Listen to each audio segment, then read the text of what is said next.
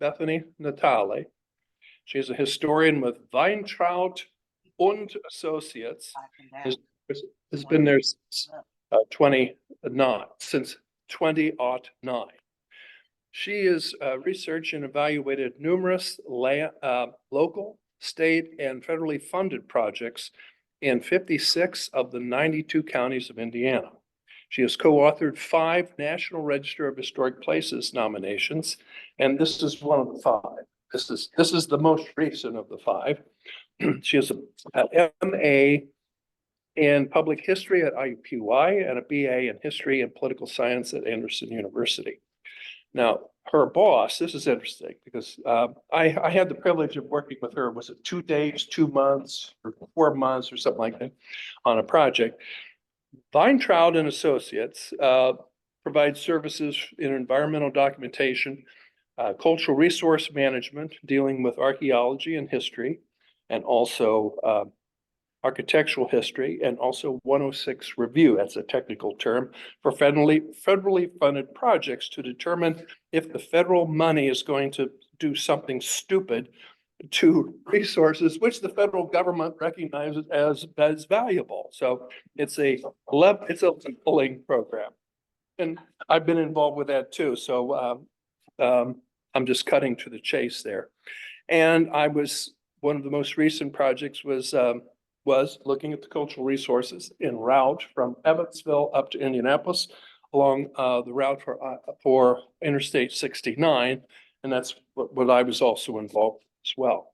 So with that, prior to listening to me, I'm going to turn over to Bethany, and I've been looking forward to this project or this program for a long time. So turn it over to Bethany. You're welcome.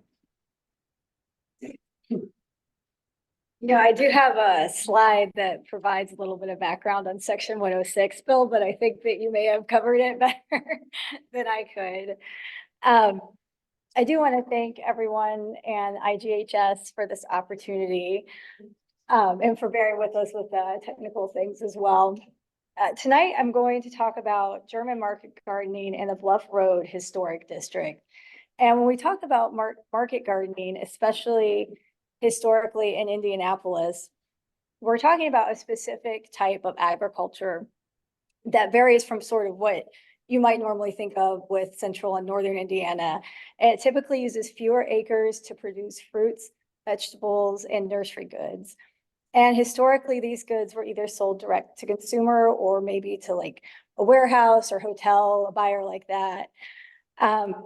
So sometimes the process is called truck farming, and maybe you've heard of that as well. And when we started this, I thought, oh, truck farming, like you take your truck with all your produce to the market. But actually, one of the fun things we learned as we were working on this project is it actually comes from a French word, troqueur, which means to barter. And that refers to historically how these gardeners negotiated their prices. So that's just kind of a fun fact.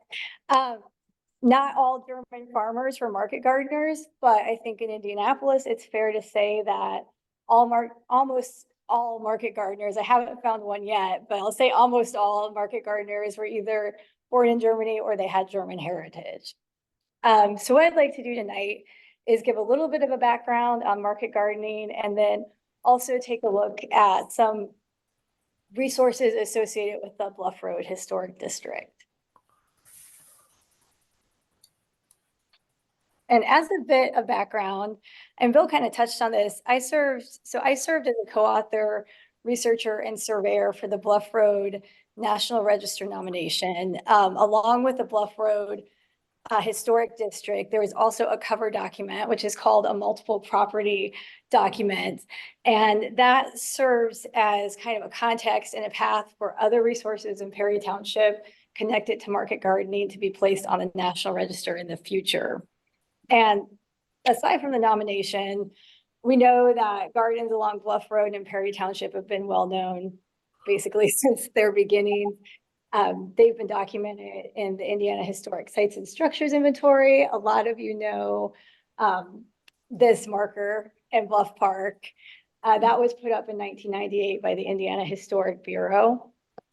And then I served as a historian along with Bill. I'm going to say it's more in the months than weeks, for section 106 studies, connect it with I-69. And I do have a little slide here just for section 106. So it's a federal process that requires federal agencies to take into account the impact of their undertakings on historic properties. And historic properties for section 106, it doesn't just mean that it's old. It means that it's either listed in the National Register or that it would be eligible for listing in the National Register after you've done a structural survey and research for context. So as part of section 106, we looked at this area along Bluff Road that's basically buffered by 465. And I should add that, so Bill and I ended up doing a lot of surveys south of Bluff Road, but I think Linda, in talking with him this evening, first asked for his opinion on whether this area had integrity, and he gave it a thumbs up. So we continued our research, our survey, and prepared a recommendation that just this little piece that we were looking at within our section 106 buffer would be eligible for listing in the National Register, understanding that we didn't really know. This was an artificial boundary. We didn't really know what the boundaries of the district would be. So based on that, Federal Highway agreed that it was historic for National Register and for section 106 purposes. And they came up with several mitigation measures because the work at the I-465 Bluff Road overpass did require the acquisition of a property on the north, I think it's the northeast corner of I-465 and Bluff Road. So one of those measures was a National Register nomination. Charged, Weintraub and Associates was charged to complete that. So it wasn't really until 2020 that we began surveying and researching specifically for the National Register project. And Kelly and I, my other co-author, got to meet several families along Bluff Road. I know at least one of the families is here. Is anybody else here, just out of curiosity, in the room from Bluff Road? Just, okay. Well, we got to meet a lot of the families along Bluff Road. We had a few project meetings at German Park as well. And this was during the pandemic, so it was a great setting because it was outdoors. So that was great. And you'll see as I go through here, a lot of photos sprinkled from families, people who live along the road that gave us access to their images. And a lot of the history, specifically as we start looking at the farm, comes from the people that we talk to along Bluff Road and their families. And so last year, and this is a copy of the cover document, but the National Register nomination looks pretty much the same. So it's just last year in September that the Bluff Road Historic District and the cover document, which is the MPDF document, were listed in the National Register. And that's a pretty prestigious listing from a nationwide.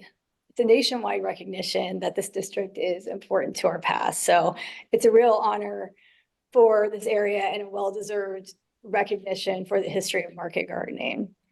So that's a little background on how I got involved in the project. Now think a little bit more generally about market gardening in Indiana. Yeah, okay, it's right side. So along Bluff Road, the resources we looked at dated more to the 1890s, but the history of market gardening in Indianapolis probably dates to around the 1860s. Prior to the Civil War, a lot of Germans in Indianapolis lived probably more in Center Township, which you can kind of see in the middle of the screen. A lot of people in the 1850 census were listed as laborers, craftspeople, but there were a few farmers, and there was one person listed as a gardener at that time. And as the Civil War kind of comes and goes, Indianapolis really starts to urbanize. And some of the German farmers or Germans coming to Indianapolis start to settle in in Perry Township along White River. And one of the reasons that they do that is because the soil along the White River is sandy, and it allows for a longer period of cultivation for produce. A lot of the people are coming from Westphalia, Rhineland, even Alsace, which is now part of France. And within that period, in 1867, the Indianapolis Garden of Orion, or the Indianapolis Garden Association, is founded. And this is a German mutual benefit society that, quoting from their constitution, with a goal to promote the science of horticulture, floriculture, and to raise it to the highest possible standard. This is an organization that also provides educational programming, financial assistance for members who are ill or their families. When someone dies, they hosted picnics. They held an annual Thanksgiving ball. And in 1886, they changed their name to Deutschen Gartner Unterstützungsverein, or the German Gardeners Benefit Society. And the images here on the right are later from 1920, but you can see that the society by that time published its constitution and bylaws in English and German.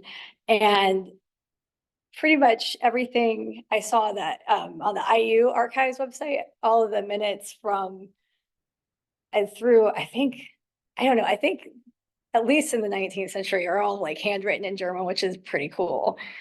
And also by 1880, so as this organization is founded, by 1880, according to the census, there are 50 folks of German ancestry who are involved in agriculture.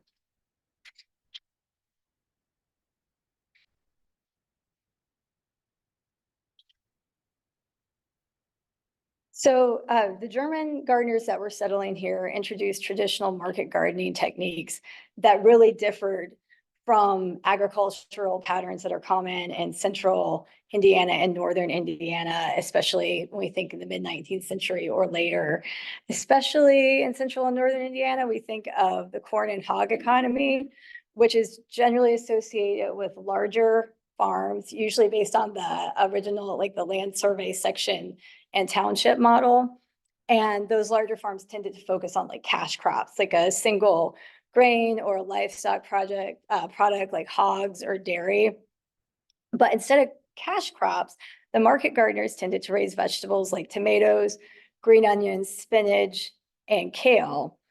And another difference in the market garden is that the market gardens tend to be smaller and they really efficiently take advantage of the land. So and I'm going to be so bold as, if I try and point something out on here, will it show up on here? Yeah, sure. Okay, Yeah. I will try that. I just don't want to.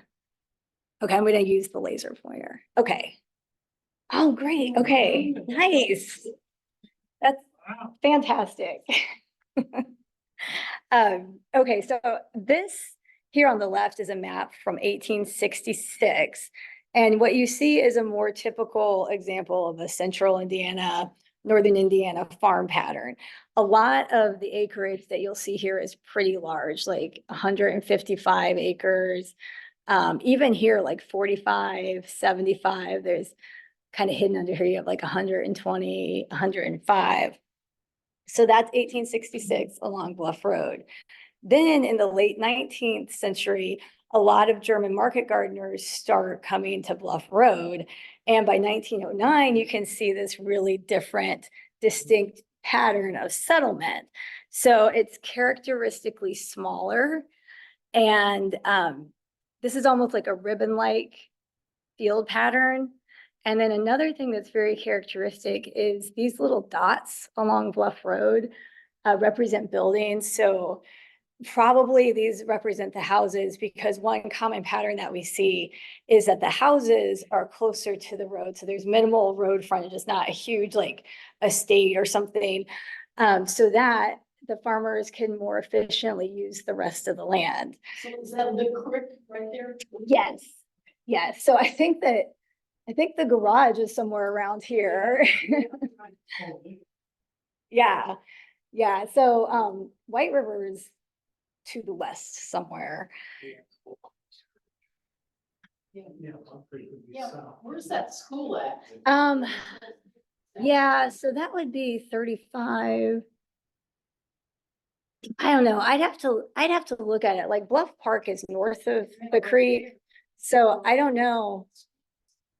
I don't know where that school You could probably line it up with the, No, section. she was a Rosebrook and I see that. Yeah, so, okay, that's another thing that you start to see by 1909 is like, here we have maybe names that we don't recognize as much. By 1909, Amps, Dasher, That's on the other side. Okay. Rosebrook. Initials, is that H? It looks like HS Rosebrook. Yeah, My great grandfather was Herman Rosebrook. okay, that could be 1909. I've been, looking at the census things and I could never tell, they didn't have the addresses on this. Yeah. So I couldn't really exactly see where the Rosebrocks. were. Yeah, Well, see, that's on the other side, and I thought it was. yeah. And then also, Graham, let's see, Amped, Bunte.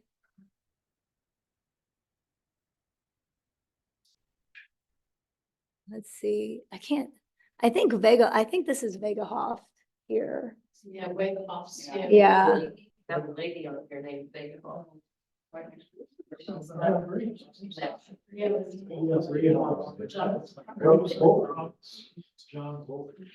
Voker, Yeah.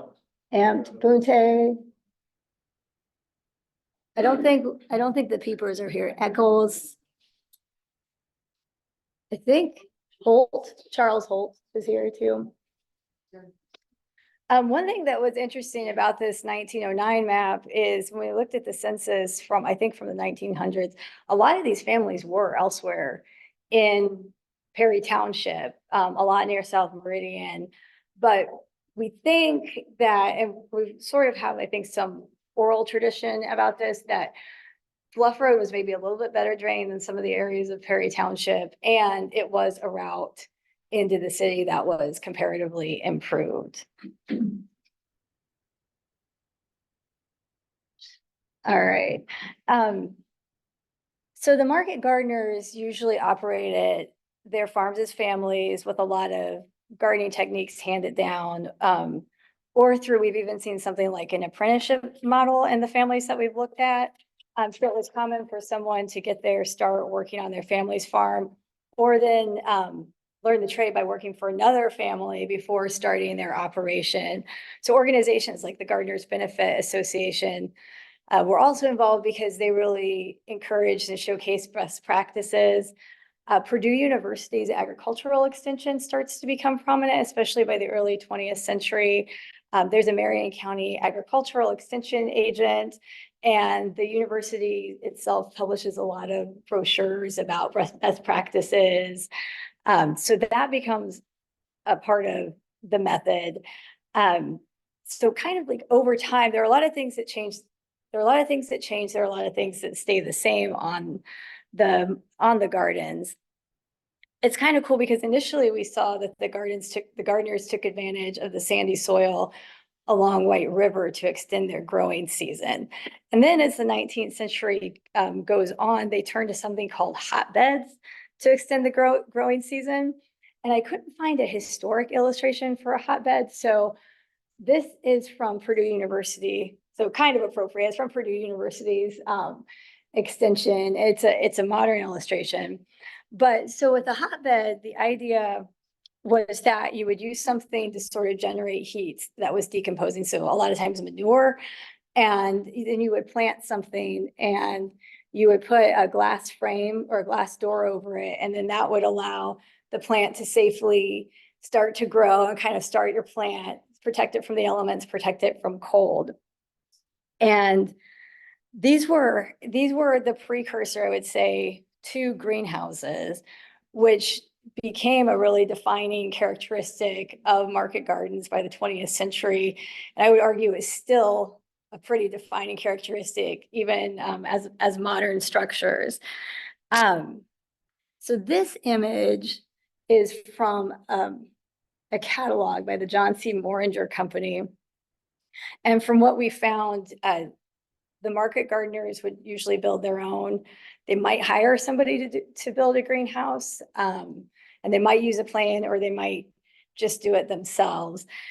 We found an article from 1902 where a local newspaper reporter was saying that the days of the hotbed are numbered because these new greenhouses were so much less trouble and they gave more efficient results because of their even temperatures. As far as the material at this time, it could have been, it was usually wood and glass. There could be a metal frame for that. More recently, gardeners might use plastic as well. And so greenhouses, and you can kind of see it here, but I think I might have a couple of other, I think I have a couple other pictures of this. So the greenhouse itself was a place to start your plants and extend the growing season. And they were usually heated with steam heat. So you would need to have access to water and also to a heat source, usually a boiler and a chimney would get that done.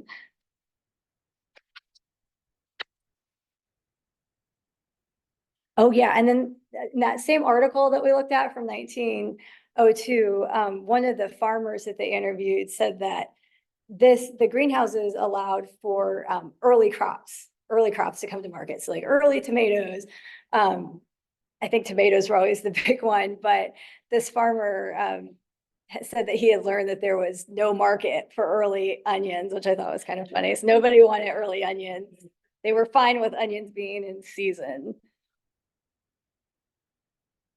So as we see the farmers go from sort of the sandy soil model to the hotbeds to the greenhouses, the development of the farms along Bluff roads really corresponds with that transformation of market gardening to use greenhouse to extend the growing season.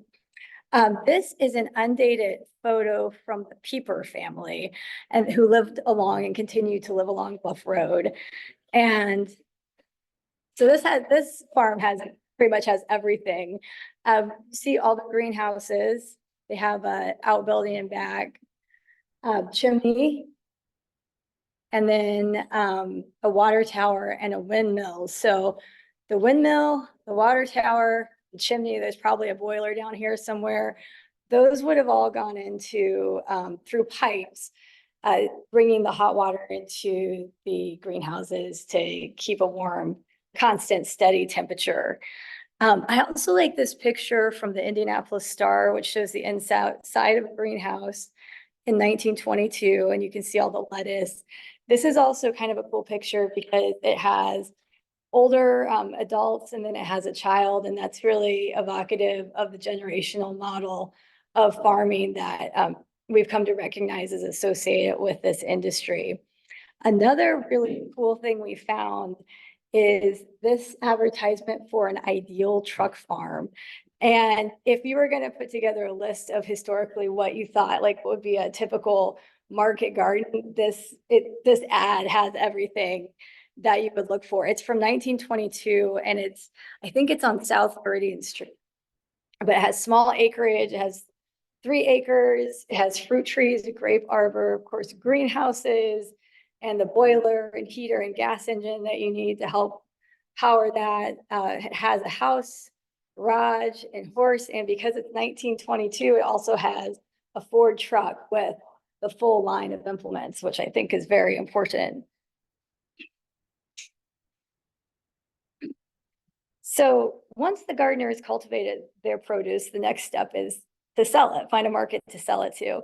And initially the gardeners sold at the city market, which had been established back in 1821 in an area designated for that purpose on the original plat of Indianapolis by Alexander Ralston. And initially, this is another Pieper family photo down here. But initially, the gardeners would carry their produce by horse and cart. I think this is a later picture, but I think it's illustrative. And that article that I mentioned in 1902, where they were interviewing a market gardener, he said that he liked to sell his produce to hotels and commission offices because they were the handiest to sell to because they buy a lot all at once. But individual household consumers paid more, but obviously they tended to buy fewer quantities. Sales by around 1920 went increasingly to wholesalers, which ended up leading to increased prices for consumers, but decreased profits for the farmers. And another challenge that was happening around this time was there was increasingly limited stall space at City Market. And some advocates in the city were pushing to ban street corner vending as well. And this is a picture of the City Market that I think kind of shows you how it was sort of pushing out beyond the market house and the market lot. My understanding is that it was also common around this time period for Italian fruit vendors to set up carts on busy street corners. So there's this idea that produce vending had really stretched beyond the designated area for City Market. And some activists were complaining about that for the safety, in part because of the increasing prevalence of automobiles. So as this is kind of going on in the 1920s, another organization, the Indianapolis Vegetable Growers Association, which was initially called the Indianapolis Growers Cooperative Association, started in 1920 to promote produce in local markets. And like the Benefit Society, this became part eventually of the Indianapolis Federation of German Societies in 1932. So one of the first goals of the Vegetable Growers Association was to establish a new market for city growers. And they did that in 1926. They established a new producers market south of City Market at South New Jersey East and Empire Street. And then this is a picture of the producers market. Some of the issues that were happening at the City Market touch on the role of the automobile in transforming gardening and also kind of changing Bluff Road in particular. As the automobile became popular, particularly the truck, it became a helpful tool for farmers to save time. But at the same time, Bluff Road was becoming a little bit busier because it was an approved route, which is a good thing for efficiently getting your goods to the producers market or the City Market. But a lot of other people are also using it. Trucks were marketed to farmers, especially dairy and produce farmers, with ads that touted the increased sleep that a farmer could enjoy on market days, and also the potential additional market venues because you could drive a lot farther with a truck than with a horse and cart.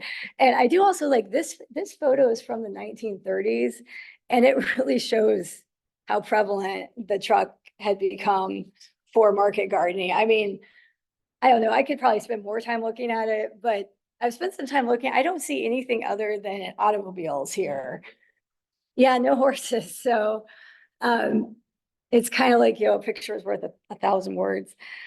So another thing that's happening is the Bluff Road was already an improved route, but it was also designated as part of the Dixie Highway in the early 20th century. Has anybody heard of the Dixie Highway? Okay. So this is a map showing the route, the full nationwide route of the Dixie Highway. And the Dixie Highway and then the East-West Lincoln Highway was actually advocated by Charles Fisher, who was one of the co-founders of the Indiana Motor Speedway. But it was envisioned as a direct improved route north-south across the nation. So Bluff Road became part of that designated route, which brought improvements, but it also brought a lot of traffic. And I love this article. I couldn't clip the whole thing, but a lot of the farmers started to complain because people who had automobiles were using Bluff Road to speed on. They were test driving, is what the farmers said. And I'm not entirely sure what test driving means, but I think it means going as fast as you can in your car to see if it's in good shape. And then farmers, they weren't using mechanized equipment all the time. Their equipment was more slow moving. And so they were really upset by this. And Charles Holt, who lived along Bluff Road, told the Indianapolis Star that many of the auto drivers display total disregard for the rights of the farmer and the horsemen. And Holt and about 50 other families actually petitioned the county commissioners to reduce the speed on Bluff Road. And I'm not sure if they were successful, but I do know eventually before New 37 was constructed, this road was designated 37. So it was probably, I mean, I don't know what your thoughts are even growing up. It was probably always a pretty busy road after. Yeah. It used to be, I used to ride my bike on it, but now. Yeah. Yeah. We walked that road, but we stayed pretty far. We stayed closer to the yards. Yeah. So we've got, the new producers market, the prevalence of the automobile. As we're starting to go into the 1930s and 40s, the Depression doesn't really seem to have a huge impact on market gardening. The farmers are doing quite well. A third organization was founded in this period. It's the Marion County Greenhouse Growers Association, also part of the German Federation of Societies. And it had formed in the 1920s to promote quality standards and to have group buying power for supplies and for selling. And they also started, this is really cool, they also started selling and marketing products under the name Hoosier Boy in the 1930s. And we'll get to this, but there's a grower in the district that continues to market things under Hoosier Boy. So you will still see this logo if you go to your local hardware store or local market, you might still see Hoosier Boy products. Flower places. Yeah. Sells for flowers. Yeah. Plants for garden. Yeah.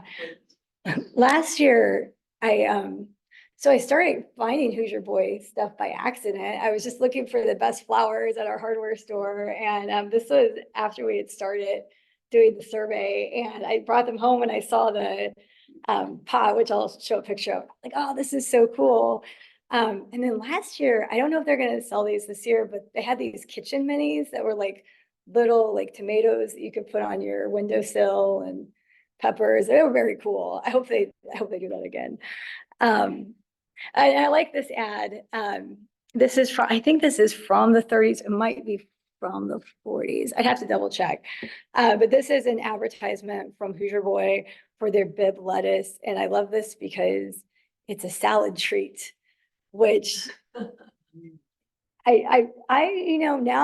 I probably will think about salad as a treat, but I had it before I saw this. But it's vitamin packed. But it's vitamin packed, and that's more important, right? That's the most important thing. With the hot bacon dressing. Yeah, that's the salad treat I had this evening was, there may have been some Bib lettuce in there. So there's a lot going on. Peak production occurs in the 1940s. In that period, Marion County had the highest concentration of greenhouses in the country with about 40 acres under glass, which is the phrase to mean that 40 acres were in greenhouses. And the Marion County Extension agent estimated that vegetables grown under glass and in market fields represented about half of the income of all of Marion County's farmers. So that's a huge percentage of agriculture in Marion County. After World War II, the industry starts to change a little bit. One of the things that happens is the city just starts expanding in the post-war period. As we know now too, land becomes more expensive and more valuable, which creates kind of a barrier to people starting new gardens. But even by 1958, the gardeners in Marion County were still among the top 5 in the nation. Going forward, some family members pursued other opportunities, but some growers did switch to different production models. Some like the Schlegels focusing more on nursery products. Others came up with more specialized products. The Pieper family began focusing on field-only cultivation and developed a specialty variety of purple top turnips, which you might see around. And by the 1970s, and this is actually, I think, on the Bluff Road sign as well, one of the things that really introduces a lot of challenges in the 1970s is the refrigeration of cars and railroad cars. That creates a lot of competition from the warmer climates like Florida and California that can ship their produce in at different times of the year. But today there are still families and resources that continue the tradition. And we also found that a renewed interest in local produce had also increased the visibility of many of these market growers in recent years. So that's kind of my overview of market gardening. And how much time should I leave for questions, Bill, or anybody? Flowers. Yeah. Let's go to 9 o'clock. How's that sound? Okay. Sound all right to everyone? I can roll a little faster through some of this stuff if need be. Just- Okay, great. So that's kind of the overview of the history. And I want to talk a little bit specifically about the district that we identified, and that's listed in the National Register, the Bluff Road District. I want to kind of point out some of the features that we looked for and that you can also find in other places in Perry Township if you're looking for market gardens. This image is from 1962, and it shows some, from an aerial standpoint, some of the typical features of a market garden. And I'm going to especially point out the Vegahoff property down here. And so I mentioned the houses being close with minimal road frontage. Another thing, and that farming was typically a generational, multi-generational practice. So another thing that might be common to see with a market garden is family houses very close to each other. And you can see this with the Vegahoff property. At the north is sort of the main family house. And then with time, other family members built houses very nearby to one another.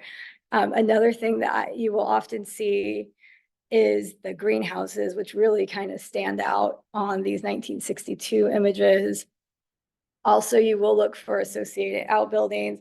And another thing that is you can kind of really only see, or sometimes you can see best on aerials, are the really small field patterns. So I mentioned the farms themselves are pretty small and they can be narrow.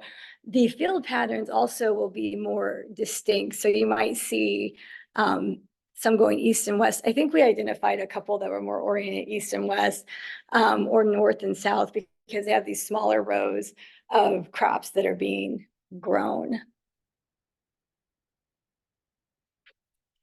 And then once we got on the ground, we looked for common patterns and found common patterns as well. The family home, that's a Vegahoff. That's one of the Vegahoff. Yeah. So the family homes can come in a variety of styles. The area we looked at was more 1920 to like 1972. So we saw craftsmen, four squares, and one of the cool things that we saw a fair amount of sort of interwar European revival style houses as well. And then in the post-war period, not surprisingly, you see more ranch houses as that style becomes more popular. Of course, we looked for greenhouses. These structures compared to like a house or an outbuilding, they tend to be a little bit more temporary in nature. And after World War II, some operations stopped using them. So not every resource we looked at in our district had greenhouses. And there are a lot of greenhouses that are still very evocative. Those who were constructed in the modern period were part of our district, but for National Register purposes, they were considered non-contributing, but they were still within the district. And then, Say where the where it was on Bluff Road. yeah, and I have the address. I don't have it right off the top of my head, but so this is actually our district for Bluff Road. And this is the 465 overpass. They are right here. That's rehab now. Yeah, rehab, especially the four square, which was like the first family house. That, and then this is just north of here is the historic rehab house. And so we'll look at both of those. But when we did our survey, at least some of these properties were still owned by the Vegahoffs, not the rehab, not the main one that you think of that I think of when I think of the rehab operation.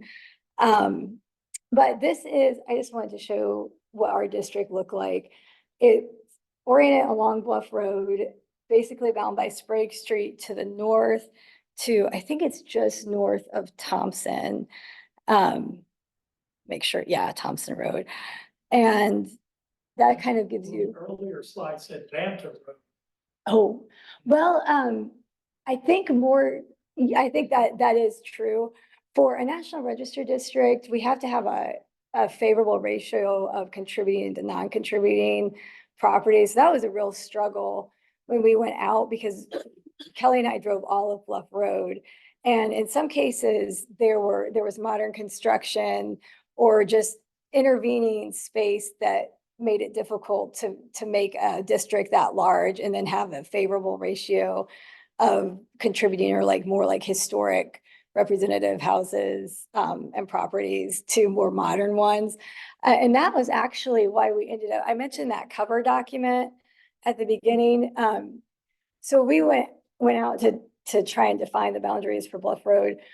We knew they went beyond the area that we first looked at. We didn't know where they would stop.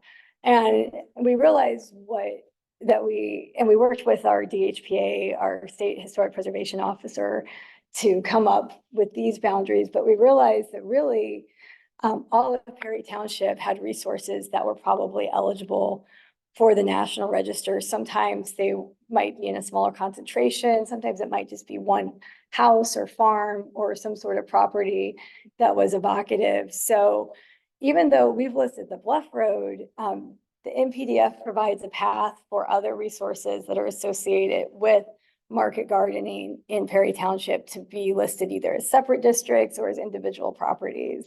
So yeah, it's really most of Perry Township is associated with market gardening. But this is where we kind of had to draw our limits for this particular district. What's the northern boundary of that street? It's Sprague Street. So the Schlegel farm, that's the Schlegel farm at the top. What would be the closest east-west street is a sub? It's a couple parcels down from here. It's Thompson Road. So it kind of the T intersection of Thompson Road to the south.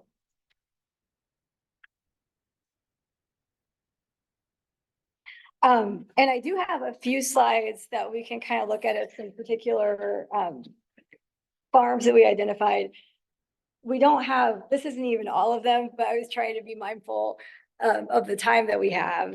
So this one was at the very north end. This is the Schlenkser Schlegel Farm. And it includes a historic era farmhouse. Some of these properties had so many properties, it was hard to try and get. We often had to document it with like multiple photographs. But this has a historic era farmhouse. It has a historic greenhouse, as well as some modern greenhouses, a boiler and a chimney, as well as a historic garage and like I mentioned, some modern greenhouses.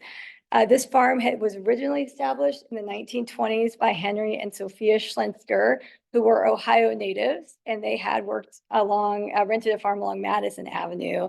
And then in 1972, so this is a really cool example kind of at the end of our period of significance of a farmer in the post-war period coming into the neighborhood. It was Louis F. Schlegel, and he started operating the farm, and now his son Paul operates the wholesale nursery with his family on the property. And this is the farm that I mentioned is continuing the Hoosier Boy legacy. And this is one of the Hoosier Boy pots I found when I was looking for flowers.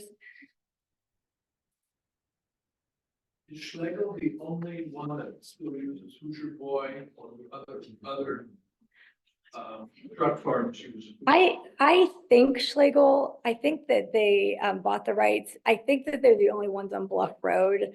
So I don't want to say that for sure, in case there's a family in Perry Township that we miss, but they're the only ones on Bluff Road using that Hoosier Boy name. And then we also have the Nearman, and these kind of go south along Bluff Road on the west side, and then we'll pop around to the east side. This is the Nearman Farm Complex, and it has a house, and it has this combined boiler house and garage. And Chris Nearman immigrated from Germany in 1891, and like so many other of the farmers had rented a farm before arriving on this property. And his family cultivated vegetables in greenhouses until the 1970s. And I included a picture that I think this is from, didn't put it on here. This is from 1950, the top image, and that shows the greenhouses kind of relative to the boiler house garage. But one thing that's cool about this property is you can still see the small field pattern. And that's one thing under the Marion County, Perry Township NPDF can be a contributing resource to a farm. And so we still have, even though we don't have greenhouses, we still have the house, the boiler house and garage, and we have that distinctive L-shaped field pattern from the historic period. I also wanted to throw in a couple of images related to trans. Does this look familiar to you? Maybe it was hard, because my grandfather bought it in 1937. Yeah, we have a few Hartmans in the house today.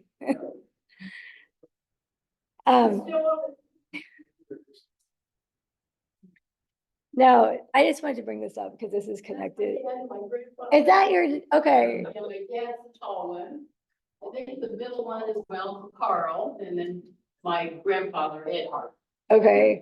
We also had a picture that maybe, I don't know if Kelly took it. I think it was from the garage of a guy, like a guy smiling. Was that your dad? Okay, I wanted to use that, but I wasn't sure who it was. Okay. Well, I just wanted to point these out because they're connected to that sort of role of Bluff Road as an important transportation route for the market gardeners. This bridge carries Bluff Road over Lick Creek, and it's, aside from this district, it was identified as individually eligible for the National Register by NDOT because it's a concrete arch bridge connected with the Dixie Highway. And then we also have the Schlabler Hartman Garage. This is a modern picture of it. And then we have this historic picture. And we talked to several people, probably you as well. And I think the peepers would remember that the farmers would sometimes fill up their gas here, but also just go. They would come, take a break. Yeah, take a break, catch up. Oh, well, they take a break and talk. Yeah, maybe share ideas even, but yeah, Bill. Who is Schindler with our? They had a house just south of there. So And that's the thing about Schindler's, that goes back to the 500s. Yeah. I don't know who, Was it the which, Schindler Wheeler business? yeah, they invented a carburetor. Schindler's from Oldenburg, Indiana. Schindler is. Okay, I don't. but she's really this mountain too. Do you, at the stop sign in Oldenburg, he would flip coin, dimes to kids. And he had a nice, he had a beautiful. I do remember that. They, yeah, they did something with the carburetor. And Schindler. they actually, like the Ford trophy that, was in there. The Chevrolet had something before that. I can't remember, there was another company that was there. Chevrolet. Yeah, and they had a trophy for the 500 for the board, took over. So, The Schindler Wheeler building is found square. When they redeveloped, they dropped the German name and just called it Wheeler. so, okay, Wheeler. It's found square. okay, see, I didn't know that. So it was William Shebler, and then probably, I think, we put this one at the 1920s. Yeah, I think so we think that this predates the improved, there was probably some bridge over Bluff Road, obviously, but we think that this is older than the bridge because we have the bridge dated to the 1930s. So that's kind of a fun fact too. So the garage actually predates this Dixie Highway bridge. But the building on the top picture isn't the same. Is it the It's- same? Yeah, it's the same. That front part. Yeah, the canopies. Gas station was there for the speedsters too. Yeah, it's probably a great place to fuel up when you were test driving. Yeah. or get your tires replaced. Yeah. And you would fill up your gas tank, like those days. Did you have a question as well, or did somebody else have a question? Okay, all right. All right, so this is the historic Brahab complex. These are just a couple pictures of that. It includes two houses, so this historic house, there's also a ranch associated with it. It has a garage, an outbuilding, and then greenhouses and equipment sheds. And Christian or Chris and Bertha Brehab acquired this farm sometime prior to 1910, where we see them in census records. And they began growing vegetables for sale at local markets. Chris had immigrated to the US from Germany in the late 1880s and had worked as a delivery driver for a brewery prior to coming here. Initially, they grew vegetables, and later in the 1940s, so a little earlier than some of the farmers, they added flowers to their repertoire. And then in the 1960s, they converted completely to a nursery business. And as we talked about, they ended up acquiring the Vegahoff property to the south in the 1980s. And when we had done the survey, they had just sold to a bigger corporation. When we had done the survey, they were still members of the family employed. Do you happen to know if they're still? I don't know what, Janelle, I don't know what her married name is, but one of John Breehouse' daughter was in that house. Okay, okay. And then to the south, we have the Vegahoff family. And in Bluff Road, this is probably one of my favorite examples of the generational pattern of farming, because it's just, and the way that Bluff Road is aligned on the angle is just so perfect. You can see sort of the original family house, and then these other homes added later. Close to the road, minimal frontage, near each other. Fred Vegahoff came to the United States from Westphalia in 1893, and he married Louisa in 1900, and they lived with Fred's brother, Herman, on South Meridian Street. And at that time, Fred was already working as a gardener. And then sometime prior to 1910, they moved to Bluff Road, and they established a market garden with greenhouses. They ended up having 9 children, 4 girls and 5 boys. So a big family. At some point, their original house burned down. I think it was in 1925. I don't know when their original house was built, if it was one that was already there, if they built it. But everybody survived, and the family built this new brick 4-square around sometime after 1925, along with their other buildings. And according to one press account, the Vegahoff family was Marion County's largest greenhouse operation in the mid-1930s. Eventually, all 5 sons became partners in the business and built houses on or near the family home and business. And as we mentioned, much of the property is now part of the Brahab nursery. But when we did our survey, at least several of the Vegahoff families still lived in these homes. I didn't have a good place to put this on my slide about the automobile, but I wanted to also include this advertisement for a Smith Forma truck, another type of truck that was advertised to market gardeners. And Fred Vegahoff gave a testimonial about this truck. And he said that he'd had it for 4 years, and he'd only replaced the tire and chain for the first time after 4 years, and that the vehicle received daily use in hauling incidental gardening and marketing, and also in hauling coal and manure. So he was a busy guy. The truck held up well, apparently. While we're looking at the Vegahoff family, I also wanted to mention this house is kind of an unusual case. This is the Richard Vegahoff house. When we looked at that map, most of the Vegahoff family was north of 465. This house was built in 1935, but it was moved here, I think, either in anticipation or literally because of I-465 coming in. So they moved it to the south here. When they moved it to the south in the 60s, perhaps no surprise, they added this integrated limestone ashlar planter, because it was the 60s and you had to have an integrated limestone ashlar planter in the front of your house. As somebody who loves that, I feel like I can say that. They also added these sort of coins around at the same period.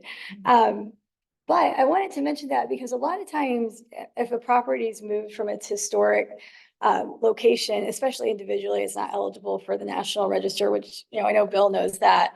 But this one, we ended up working with the HPA and we made it remains contributing because it's still so apparent with the way it's cited and its style that it's associated with this family gardening trend. All right, I'll try and do these fast. Okay. Yeah. We have one of the Beckham's on here. She hasn't Oh, great. Okay. spoken, but Elaine Jordan. Oh, okay. Big, you guys know her? Yes. Yeah, or, She's, you did that. Okay. If somebody talks, I hear it or will you hear? Yeah, it? I'll open the route. Okay. No. Yeah, if any, We'll let you talk, but I did want you to know. yeah, and I think, Elaine, you may have spoken with Kelly a few years ago, because I think that, we might have some citations or some information that you provided to us. So just a couple of other examples. This is the Gary House and Nursery. It's south of 465. I wanted to include it because Nelson Gary was a native of Michigan who came to Indianapolis as a young man and thinking about the apprenticeship model, he worked for the Group family. The Group family is going to be to the south of this. And before he started his own business in 1947. And then the Bunte complex, this is, I want to include this because it's kind of a nice example of pre-World War II and post-World War II family complex. Dietrich Bunte was born in Marion County, but he had German parents. And his obituary noted that he was a truck gardener and salesman who died in the same property in which he was born. And then he lived in this house with his wife, Emma. In the 1950s, one of his sons, Alfred, along with his wife, Alice, built this house next to his parents. Alfred was also a member of the Marion County Growers Association and was apparently still active in the family-owned business into his 70s. And another thing cool about this house, that's a 1955 house. It has an early 20th century house, and it had an outbuilding that I think was converted to a garage, a chimney, and then you can't see it, but it does have behind here one of those fields that is evocative of a market garden field. Okay, last one. This is really one of the biggest properties. It's on the east side of Bluff Road, north of 465, and it's the Pieper family complex. I don't know if Ron Coker is on here or anybody from the Pieper family, but Ron Coker gave us so much, yeah, so much information, so many family photos. He gave us water when it was really hot outside. It was just wonderful source of information. And this family has six generations of farmers represented on this stretch of 27 acres or 26 acres, 27 acres along Bluff Road. The family started with William Pieper, spelled Pieper,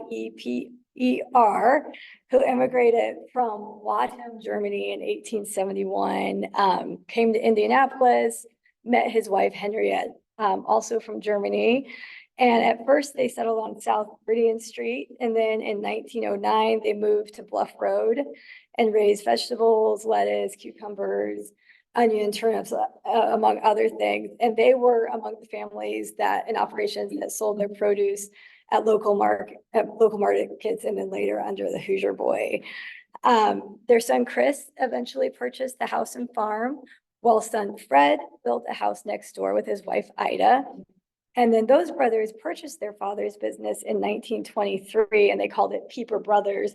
By that time, Pieper was spelled P-E-A-P-E-R, and it had been changed to avoid confusion with another family.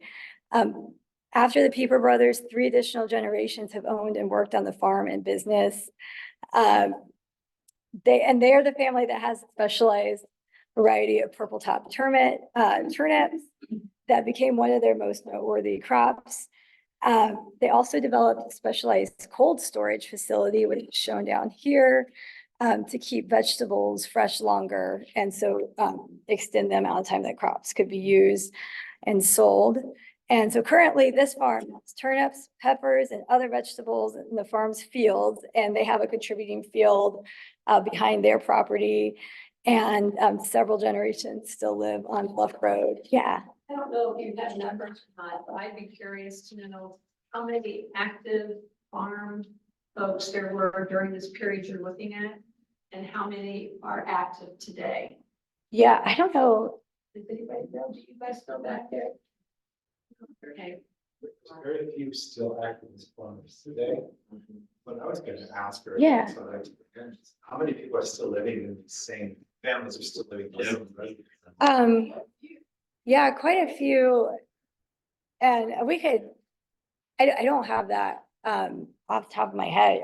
We could say like the Bagels, the Peepers, the Vega Hoffs. It sounds like the Brehofs on the historic property. Yeah, I think the Gary family. Areas that- Yeah. No. To get to the public, so there's not a lot. No. Yeah.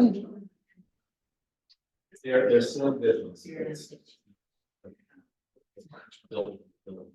That's really kind of, so, questions or anything, that's, this district just represents a few of the stories in Perry Township. But yeah, if anybody's familiar with the National Register or the multiple property document form, and you're familiar with associated properties elsewhere in Perry Township, I highly encourage you to look at that form. I consult with our state's Division of Historic Preservation and Archaeology about additional sites, because that's really the intent.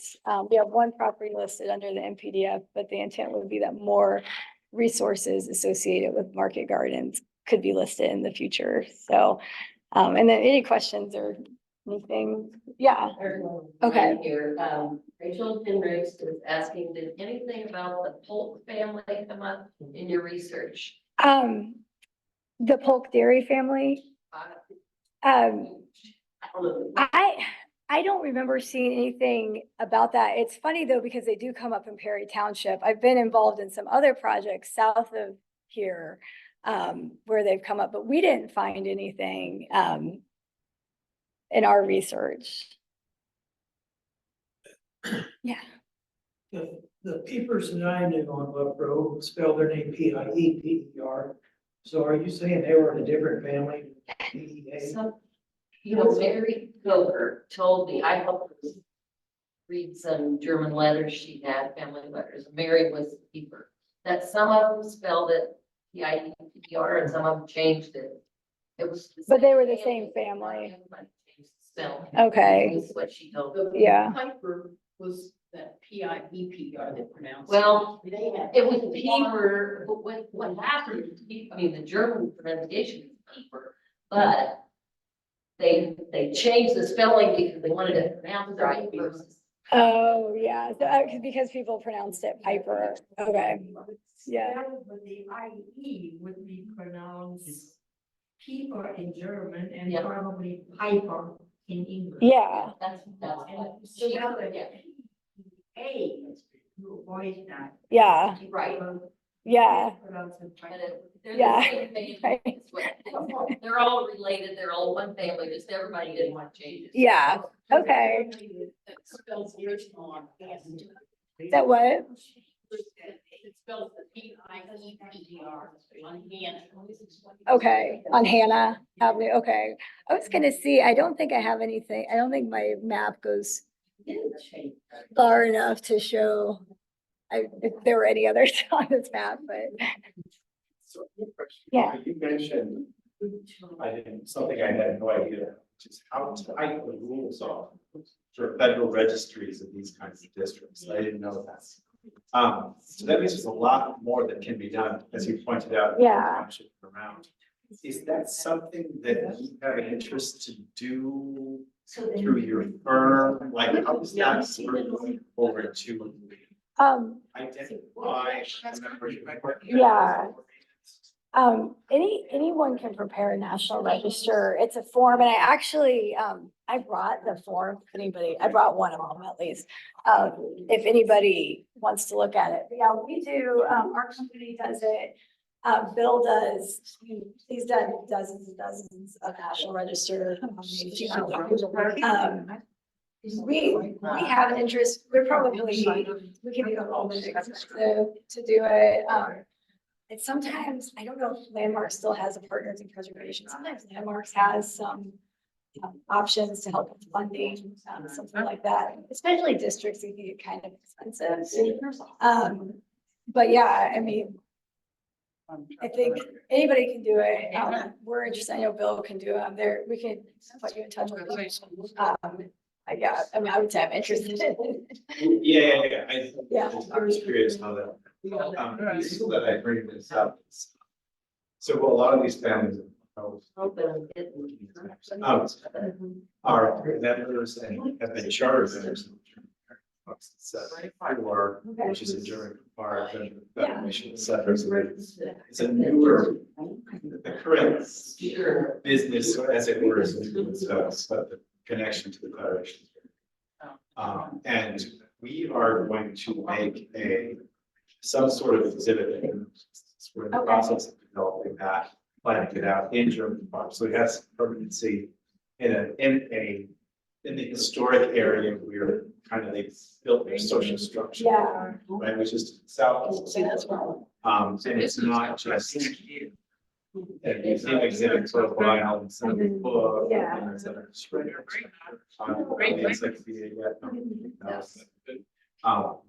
to give that presence, and so the more that able to be registered or just learn, really very interesting us, as well as information. So I might contact you about how to get to make it to build the exhibit. So basically, the idea is going to be it's going to be a beer garden, down in the beer garden, and you're going to be surrounded by this. That's something that you can use with permanency. Yeah. Because that's who built that. Yeah. Yeah. Exactly. Yeah, I'll get you some stuff. Yeah, Bill. Just to let everyone know, there's an exhibit just on the other side of those doors. Germans of Indianapolis, and then where's the there's a large, actually it's smaller than the original. And it says Indianapolis 1913. So you could see people spelled. Yeah. It's kind of blurry. It's not so exciting. Yeah. And it shows greenhouses and bright flags and stars and stripes. Yeah. It's a really nice. Yeah, I actually wanted to use those portraits. I ended up not having time to really put them in properly with the family farms too, because I know a lot of the people I mentioned at the family, they were members and they sat for portraits as part of that organization. So, and you can see that for the historical society too, I think. Like you can zoom in on it and find individuals with their names under it. And it's no accident that German Park then is also on the south side. Part of the south. Yeah. Yeah. Are there any other questions for our wonderful speaker? Let's give her that.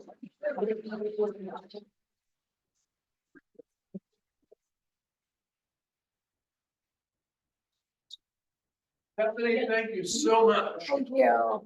Yes. Wow. Thank you all for coming. Okay, well, we're the same age. Okay. But